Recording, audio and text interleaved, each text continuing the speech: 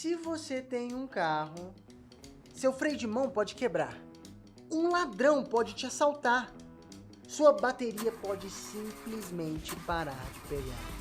Mas quem tem Gerais não precisa se preocupar com nada disso. Indenização em 30 dias para perda total, contra furtos e roubos, rastreamento do veículo e até 3 reboques por mês. Gerais, protege o que é seu.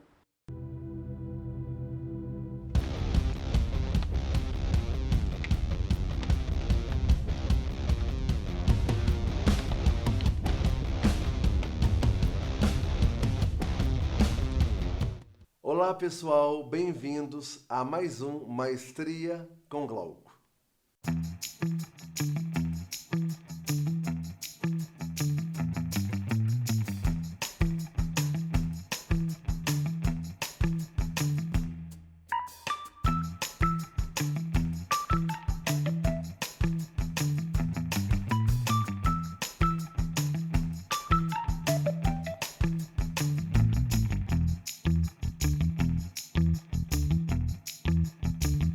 Hoje o programa está incrível. No caminho com Glauco eu vou entrevistar um artista mega excêntrico, mas é surpresa para vocês. E no Maestria e Você vamos falar sobre Síndrome do Pânico.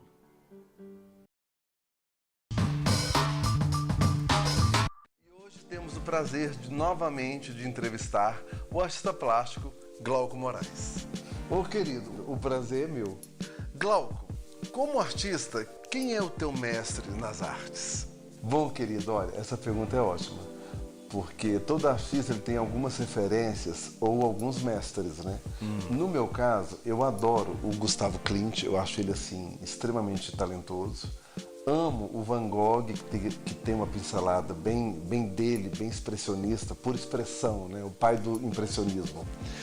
E gosto bastante do espanhol Antoni Tapes, que é um espetáculo também. E no Brasil, eu acho que quem representa bem, sem dúvida, é o Portinari mesmo.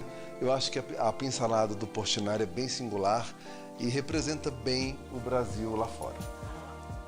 Nesse mundo das artes, há muita competição, Glauco? Com certeza, como em todas as profissões. Na arte é um pouquinho pior, porque o artista, geralmente, ele é muito vaidoso. E é a vaidade do ego, que é mais complexa. E eu costumo falar que em qualquer profissão, o que vale a pena é a cooperação e não a competição. E Glauco, ser artista hoje no Brasil é complexo? Sim, um pouco complicado. No Brasil é um pouco pior, porque o Brasil ele apoia pouco as artes, né? Tanto a arte na música como no teatro, cinema e muito menos nas artes plásticas. Mas eu acho que como toda profissão hoje, a medicina, a engenharia, o direito, todas estão saturadas. Então qualquer profissão no Brasil hoje é complicada. Então escolha uma que você goste, porque senão sua vida vai ser muito chata, entendeu? Então ser artista é complicado, mas no final, se você gostar realmente, você vai dar certo e vale a pena. E tem alguma fórmula para ter sucesso nas artes? Olha, isso é muito relativo, né? Uma vez me fizeram essa pergunta e eu respondi 4 pontos. O primeiro ponto, eu falei que era ter um pouquinho de talento. Aí a jornalista até falou assim, mas um pouquinho? Eu falei, porque mais importante que o talento é a persistência, né? Como toda profissão. O artista, ele tem muralhas na vida dele, como todo o médico tem, o advogado tem. Bom, então o primeiro ponto é um pouco de talento. O segundo é o tempo, mas não o tempo físico, é o tempo da sua experiência.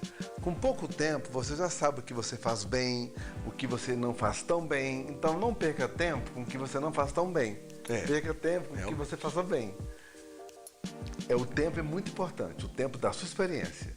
O terceiro ponto é o mais importante, é a vitrine social. A vitrine social é tudo. O artista, principalmente o artista, se ele não estiver pendurado num cabide dentro de uma vitrine, se ele não estiver exposto para o público dele, o cantor não estiver no palco, o ator não estiver no palco interpretando, não adianta você cantar bem e ninguém te escutar, não adianta você interpretar bem e ninguém te olhar. E não adianta você ser um bosta plástico e ninguém te ver também. Então, a vitrine social é mega importante. A vitrine social é a mídia, né? É a mídia. E o quarto ponto, que é o mais chato, mas é o que tem que acontecer mesmo, como toda profissão pede, é um pouquinho de investimento que toda pessoa faz em qualquer profissão que ela venha escolher. Nas artes também, como toda profissão pede. Glauco, existe algum tipo de regra para a arte? Não tem regra. A arte, ela é subjetiva. Para a arte, não importa o tempo que você tem de carreira, ou seja, a artista mais famosa do Brasil pegou no pincel com 50 e poucos anos, que foi a Tomi Otaki, e foi mega valorizada. Para a arte não importa também o material que o artista usa, pode ser nacional, importado, pode ser simples, pode ser durável. Para a arte também não importa o tempo que de experiência dele, se ele tem 10 anos de carreira, um mês, um ano, tudo é muito relativo, porque o que vale, o que importa para a arte é a obra. A obra, quando ela anda sozinha, ela vira uma obra de arte realmente, porque realmente a arte é subjetiva. O que é mais importante na vida de um artista? Bom, tem várias coisas. Eu vou tentar pontuar algumas que eu acho muito importantes. A primeira é a questão do social. Como toda profissão, a arte ela tem que ser social. O artista tem que ser social. Ele tem que conviver bem. Aquele ditado, né, que você já falou várias vezes.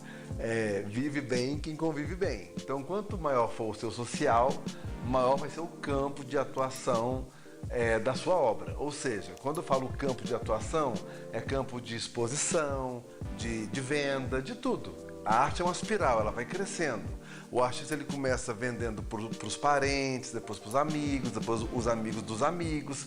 Vai chegar uma hora que esse social do artista ele acaba. Aí a obra tem que andar sozinha para ela caminhar sozinha mesmo. O segundo ponto é a questão da arte pública. Por quê? Na arte pública, o artista ele é mais visto pelo maior número de pessoas. Então, Portinari pintou mais de 50 painéis, eu acho. E Yara Tupinambá, aqui em Belo Horizonte, pintou mais de 100 já. Então, a arte pública é muito importante. Quanto maior for o número de arte pública que o artista tiver, mais quantidade de pessoas vão olhar a obra dele. E o terceiro ponto ele tem que se expor, né? A pessoa que não quer se expor é como se eu pegasse a minha pele e esticasse na parede. Ela não pode ser artista. A exposição é tudo na vida de um artista, tanto na música como no teatro, como em qualquer campo das artes. Então esses 3 pontos são realmente muito importantes. Glauco, realmente foi um prazer conversar com você. Você é um cara muito carismático, aberto, expansivo. E pessoal, eu tenho uma surpresa. Como os pedidos são muitos do Glauco, da presença do Glauco Moraes, e como nós temos o mesmo nome, então a partir de hoje eu vou me sujeitar a ser apenas o apresentador e ele realmente ser o artista Glauco Moraes. Que ótimo! Não, vai ser um prazer estar sempre no seu programa. Eu vou amar e vai ser uma honra mesmo.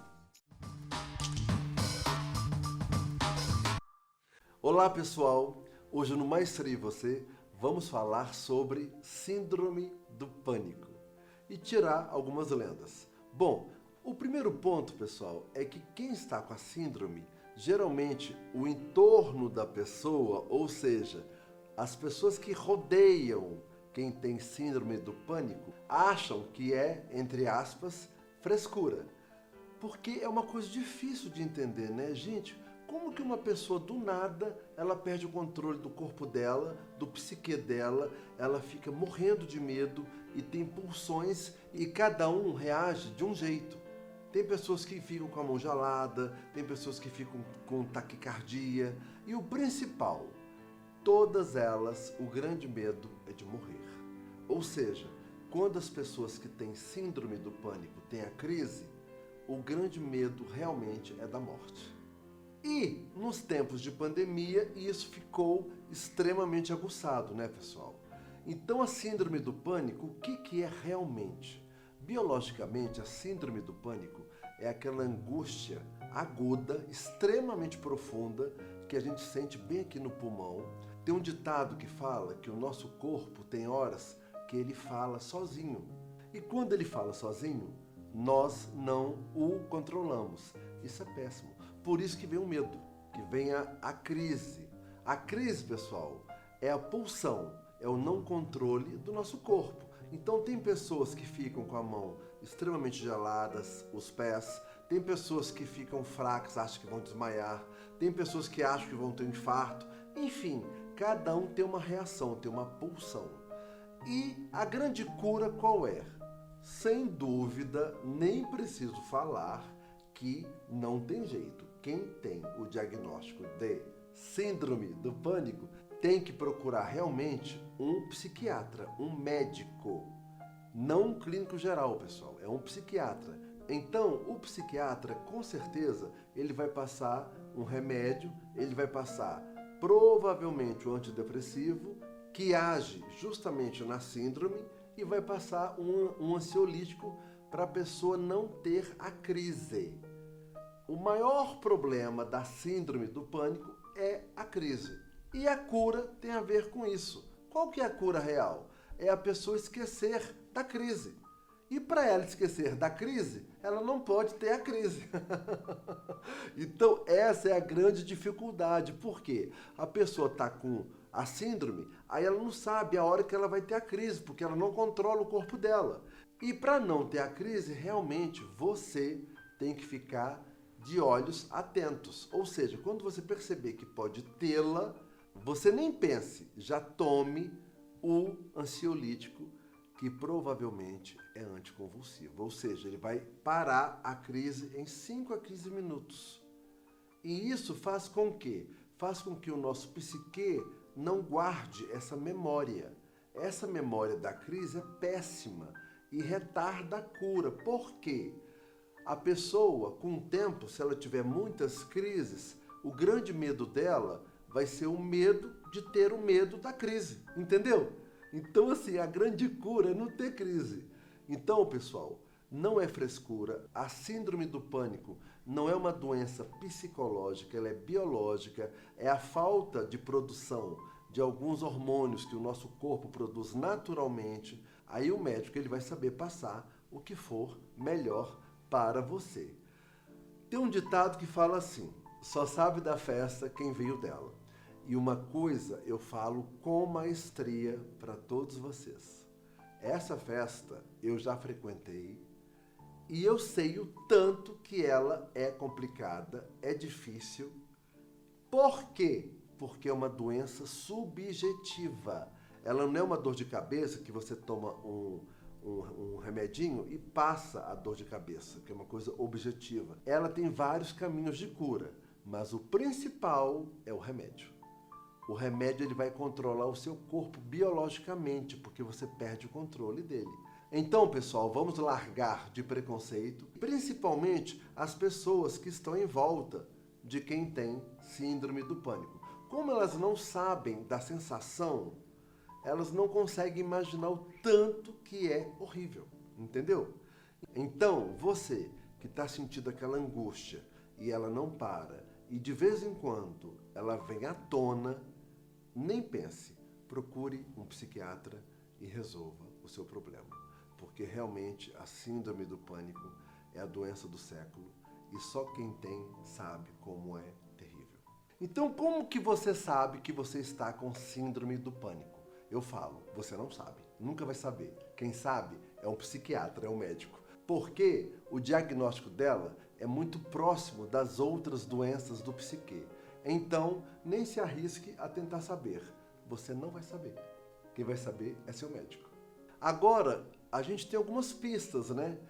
Bom, primeiro é aquela angústia que fica por um tempo, aí tem horas que ela aumenta, mas ela não para. Ela fica aquela angústia, sabe aquela dor de dente que fica doído? Não é doendo, é o dente doído.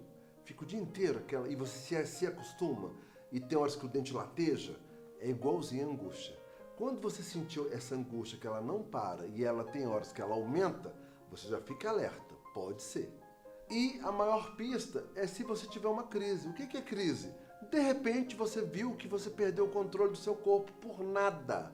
Nada aconteceu, você estava apenas com uma angústia e seu corpo perdeu o controle. Ou seja, você ficou tremendo, ficou com as mãos geladas, ficou transpirando, ficou com taquicardia. Se isso acontecer, não tenha dúvida, vá correndo para o seu médico. Porque quanto mais cedo descobrir, é muito melhor o tratamento e muito menos dolorido psicologicamente. Agora, pessoal, tem outra coisa também. Não confundam tristeza com angústia. Tristeza é uma coisa. Todo mundo está triste na pandemia.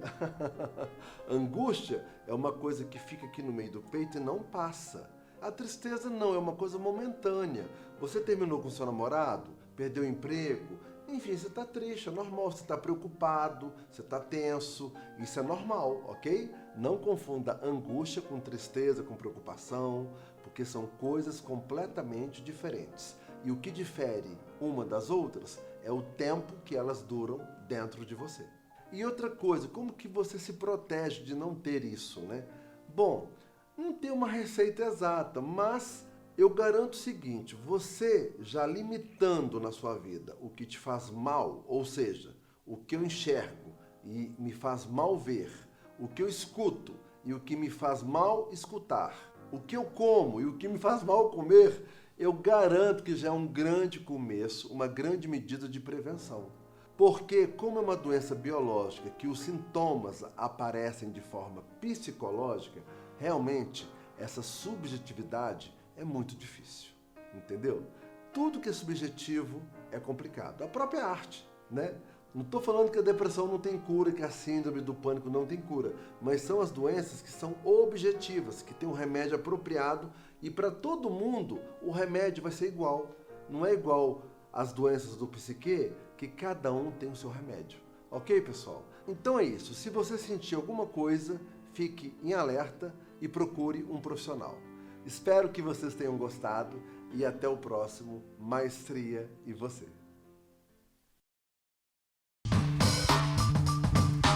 Resolvemos trazer ele de volta, o artista plástico Glauco Moraes. De novo, né, Glauco? Pois é, novamente, mas é um prazer estar aqui. Glauco, vamos então à primeira pergunta.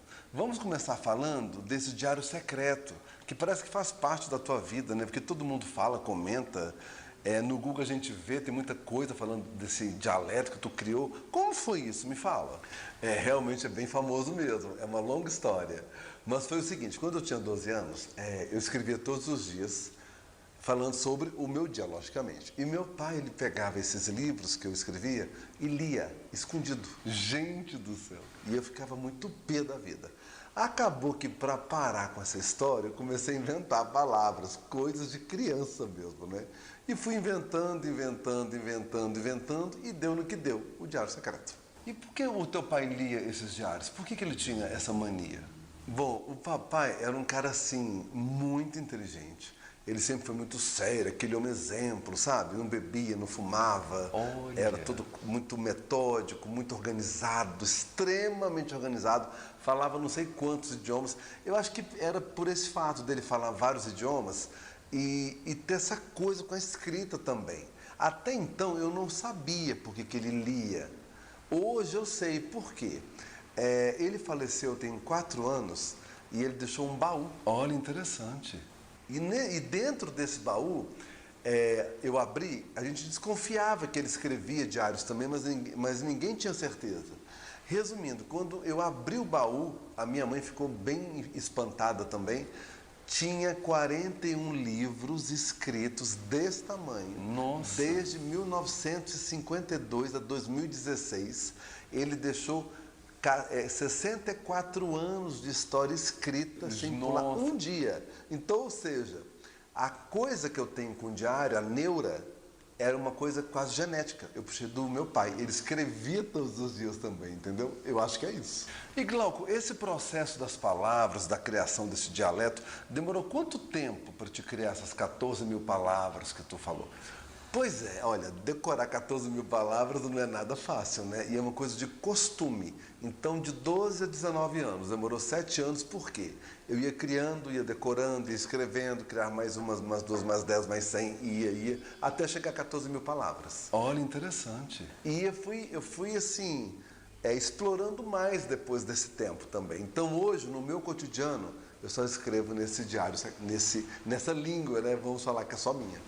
Mas, Glauco, realmente você decorou todas essas 14 mil palavras? Todas? Olha, quando eu falo isso, de eu ter decorado essas palavras, 14 mil, o povo acha que eu sou meio louco, assim, meio doido.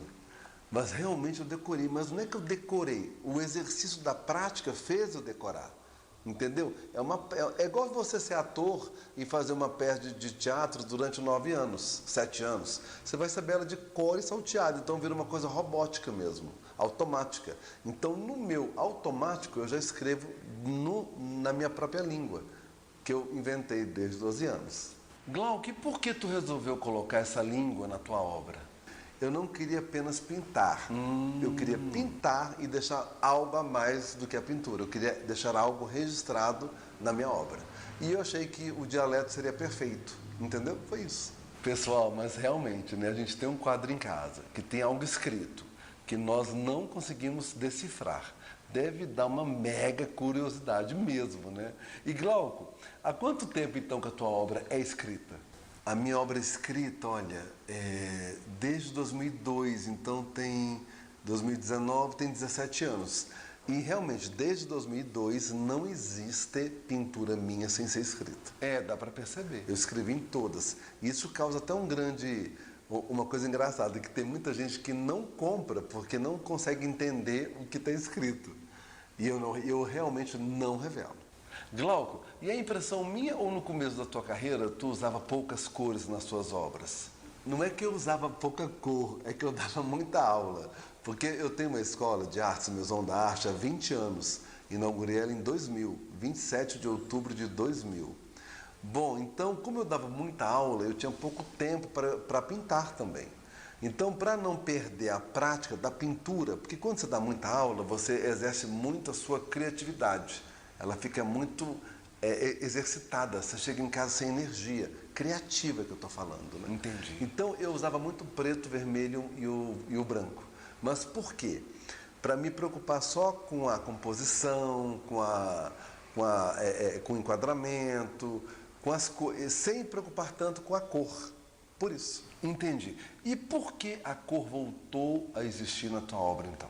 Então, eu voltei a usar cor por 2 motivos. Primeiro, porque eu diminuí o número de aulas que eu dava, eu caí bastante para 1/4 de aulas que eu dava, e a crítica, na época, começou a falar que eu era um artista gráfico, não que eu seja contra ser artista gráfico. Mas eu não sou gráfico, né? A cor eu adoro, inclusive, tanto que depois que eu voltei, eu fiz um excesso de cores. Aqui está uma prova atrás, olha. Foi para provar que a cor é uma coisa que eu gosto de usar e domino também, porque nem todo mundo que gosta de cor domina. E isso foi bastante falado, para não falar que eu era um artista gráfico.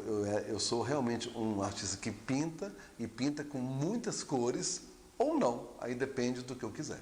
Pessoal, e voltou mesmo, né? Porque olha o nosso cenário aqui, olha. Aqui é uma série dele que ele fez sobre os signos. Glauco, no programa passado, você falou que morou em vários estados. Desses estados que você morou, qual que você mais gostou? Nossa, morei em... Eu vou falar cidades, né? Goiânia, Brasília, Teresópolis, Rio de Janeiro, São Paulo, Belém, gente do céu. Curitiba, deve estar faltando uma outra, mas enfim, e BH. E o meu pai, ele mexia com minério, ele era formado, ele mexia com minério, com coisa de Minas, e ele era transferido todo ano. Às vezes ele era transferido 3 vezes por ano. E às vezes eu trocava de colégio 3 vezes no ano também. Você imagina vezes por ano? Uma pessoa trocar de colégio 3 vezes no ano? É bem complicado isso, né? Meu Deus. Então, ele era muito transferido e, logicamente, a família tinha que ir junto. Mas foi bom isso. E por que BH hoje, Glauco? Bom, o meu pai, quando ele aposentou, ele escolheu BH pelo clima. Porque aqui o clima é ótimo, né? Não é tão quente nem tão frio. E a mamãe também, ela concordou porque ela não gosta de cidade muito fria e nem muito quente. Então BH para isso é perfeito, né? Assim, é bem equilibrado. Glauco, e se você tivesse que escolher outra cidade para morar no Brasil, seria qual? Pois é, antes de morar em BH, eu morava no Rio de Janeiro. Olha, interessante. Eu morei lá 4 anos no Rio. E eu amo o Rio de Janeiro. Eu amava o Rio de Janeiro. Isso nos anos 90, o Rio era maravilhoso. É ainda maravilhoso, né? É lindo o Rio de Janeiro. E quando eu vim para BH foi aquele baque, porque o mineiro é diferente do carioca. O carioca é mais aberto, né, solto. O mineiro é mais fechado a priori, depois ele se abre. Mas sem dúvida seria o Rio de Janeiro, que hoje, a grande pena que eu acho é que o Rio está muito violento e você não se sente tão seguro no Rio de Janeiro. É uma pena, né? Mas eu amo o Rio de Janeiro.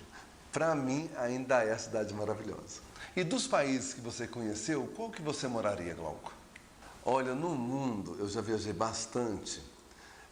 Bom, Espanha, vou lembrar alguns, né? Argentina, Espanha, Turquia, Grécia, Hungria, Áustria, Itália, Bélgica, Alemanha, Rússia. Nossa! Enfim, tem alguns ainda que eu não vou lembrar. Mas olha, essa pergunta é difícil porque eu realmente adoro o Brasil. Mas se fosse para escolher um país que eu tinha um preconceito enorme, que é Portugal. Quando eu fui lá em Lisboa, eu amei Portugal, até pelo fato da língua, não ter essa dificuldade da língua. Que já dá uma... E a segurança de Portugal, né? E de Lisboa. Eu amo Lisboa, acho o máximo Lisboa. Tirando Portugal, eu moraria também em Florença, na Itália. Acho que são os dois que eu moraria. Glauco, infelizmente o nosso tempo acabou. Que pena, né, pessoal? Porque realmente o papo está muito gostoso. Mas realmente eu espero que tu volte, porque pelo que eu estou vendo tem bastante assunto, né? A gente tem muita coisa em comum mesmo, né? Impressionante. Não, eu falei no programa passado, né? Realmente a gente tem muito em comum, muito.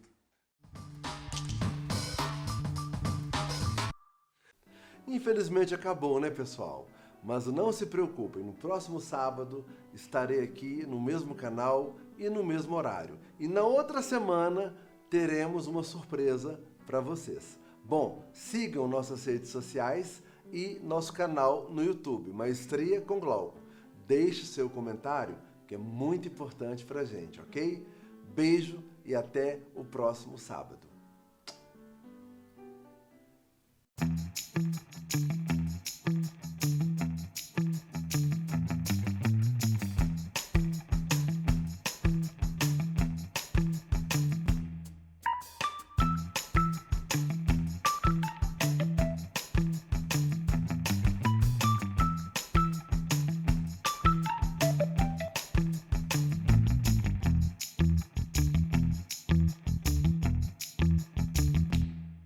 Olá pessoal, hoje no Maestria Você vamos falar sobre... Olá pessoal, hoje no Maestria Você vamos falar sobre... Gente, que merda! Mas é surpresa para vocês, já já vocês vão saberem. E no Maestria... Nós, infelizmente, não... Eu até esqueci o que eu estava falando. Tem um ditado que fala... Não. Tem um ditado que fala... Não. Tem um ditado que... não. Remédio não é igual sacolão, que todo mundo pode... Como é uma doença psicológica, ou seja, ela é biológica, mas com... Não. Como é uma doença biológica, mas com... Não. Como é uma doença biológica, mas com... Oh, meu Deus, como é a palavra? Bom, até o próximo sábado. Uma ótima semana para todos... No próximo sábado estarei aqui no mesmo canal, no mesmo horário e... Esqueci.